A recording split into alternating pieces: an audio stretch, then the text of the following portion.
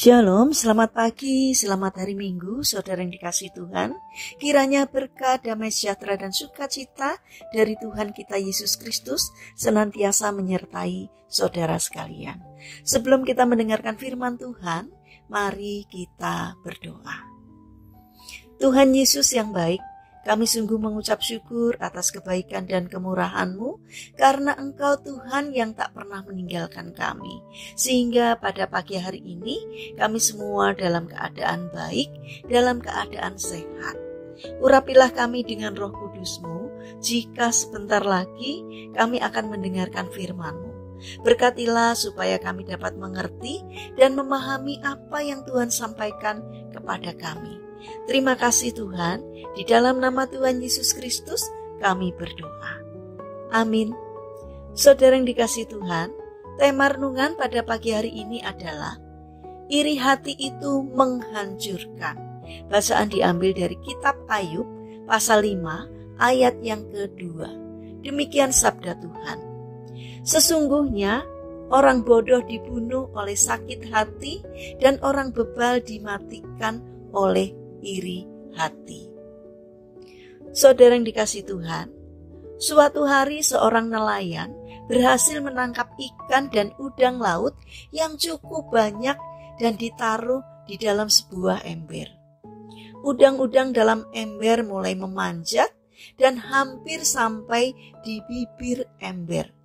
Namun udang yang lain akan segera menariknya kembali. Sebenarnya sangat mudah bagi udang-udang itu untuk dapat keluar dari dalam ember. Tetapi karena mereka selalu menarik temannya yang akan keluar, akhirnya mereka berakhir di perut manusia. Saudara yang terkasih, perbuatan udang-udang tersebut adalah gambaran betapa buruknya sifat iri hati.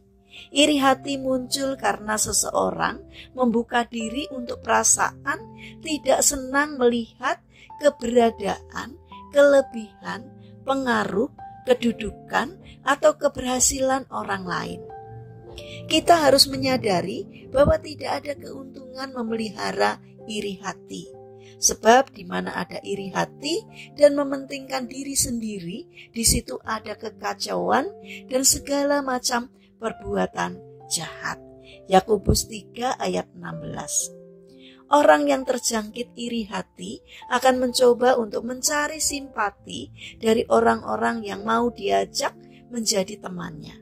Kemudian membuat rencana yang jahat di mata Tuhan. Akibatnya, yang paling tragis dari iri hati adalah hilangnya kesempatan masuk ke surga. Seperti pernyataan Rasul Paulus mengatakan, perbuatan daging telah nyata, yaitu iri hati, amarah, kepentingan diri sendiri, bahwa barang siapa melakukan hal-hal demikian, ia tidak akan mendapat bagian dalam kerajaan Allah.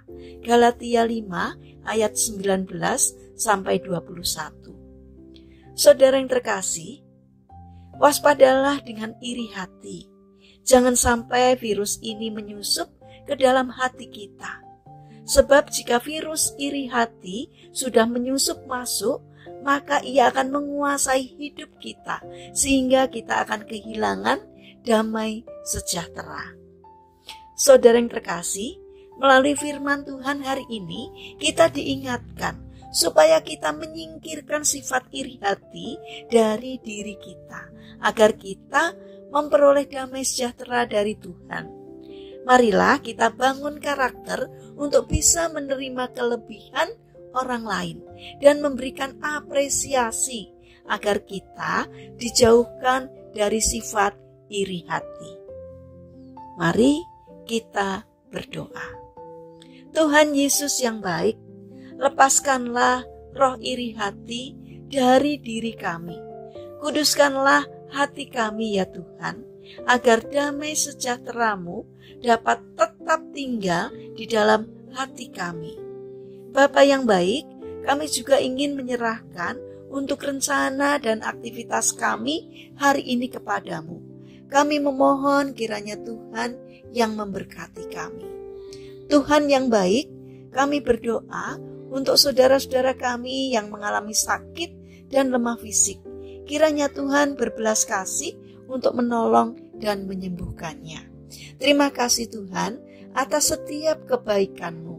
Dalam nama Tuhan Yesus Kristus kami berdoa. Amin.